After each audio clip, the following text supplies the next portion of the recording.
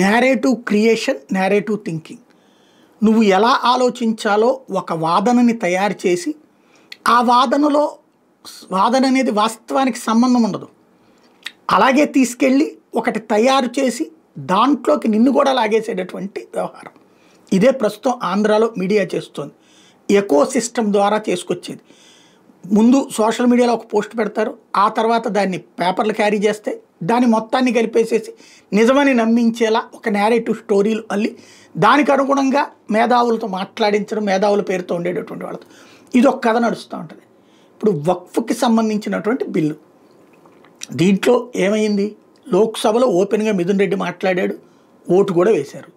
అలాగే రాజ్యసభలో వైవి సుబ్బారెడ్డి మాట్లాడాడు, ఓటు కూడా వేశారు. వక్ఫ్ బిల్లు విషయంలో వైఎస్ఆర్ కాంగ్రెస్ పార్టీ వ్యతిరేకంగా ఉండటం నాకు నచ్చదు. ఎందుకంటే వక్ఫ్ అనేటటువంటిది సవరణ బిల్లు అనేది లేకపోతే హిందువుల ఆస్తులు నిర్దాక్షిణ్యంగా దోచుకునేటటువంటి వ్యవహారం. ఖచ్చితంగా ఆ విషయంలో వాళ్ళు తీసుకున్న నిర్ణయాన్ని నేను విభేదిస్తాను. అట్ ద సేమ్ టైం వాస్తవికమైనటువంటి వార్త ఏంటి? ఇక్కడ రాజ్యసభలో ఓటేసినప్పుడు వైఎస్ఆర్ కాంగ్రెస్ పార్టీ వాళ్ళు ఓటేశారు. ఒకే జ్యోతి రెండు వార్తలను ఎలా రాస్తుందో చూడండి. వక్ఫ్కి ఓకే అని ఒక వార్త రాసి రాజ్యసభలోనూ ఆమోదం, 128-95 ఓట్ల తేడాతో విజయం, అర్ధరాత్రి 2 గంటలకు ఓటింగు, మద్దతు ఇచ్చిన 5 బీజేడీ ఎంపీలు, వైసీపీ సభ్యుడు నత్వానీ కూడా ఒక క్వశ్చన్ మార్క్. అక్కడ శరద్ పవార్, శిబు సోరెన్ గైర్హాజరు.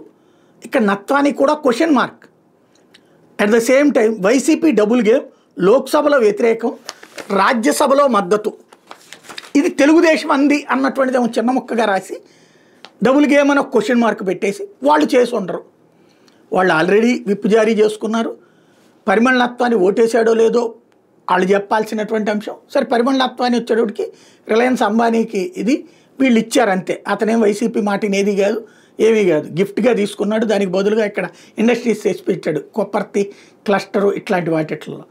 మిగతా వైసీపీ ఎంపీలు అయితే, పార్టీ పెట్టినటువంటి ఎంపీలు అయితే ఎవరు కూడా వ్యతిరేకంగా ఓటేలేదని వీళ్ళే చెప్తున్నారు. పైనేమో వైసీపీ వ్యతిరేకంగా ఏది వీళ్ళలాగానే వ్యవహరించింది అనేది, అంటే వక్ఫ్ బిల్లుకి అనుకూలంగా వ్యవహరించిందని, వక్ఫ్ సవరణ బిల్లు కిందేమో ఈ రకంగా రాసుకొస్తారు. ఇంతకీ ఇంకో విచిత్రం ఏంటంటే, వక్ఫ్ సవరణ బిల్లుని సమర్థించిన తెలుగుదేశంది సమర్థిస్తూ అట్ ద సేమ్ టైం వీళ్ళు తప్పు చేశారని చెప్పేటటువంటిది, వీళ్ళు డబుల్ గేమ్ ఆడారు అన్నటువంటిది.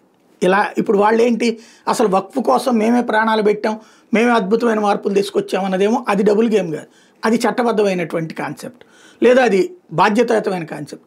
వీళ్ళు ఇక్కడ 2 సభల్లోనూ చెప్పినా సరే నిరూపించుకోవాల్సిందే.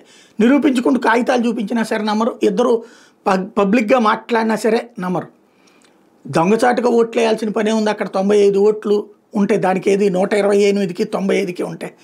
కాబట్టి ఇక్కడ కావాలని ఒక బురద చల్లటం, మన వాళ్ళని కాపాడాలి, ఎదురు వాళ్ళని వెధవల్ని చేయాలి.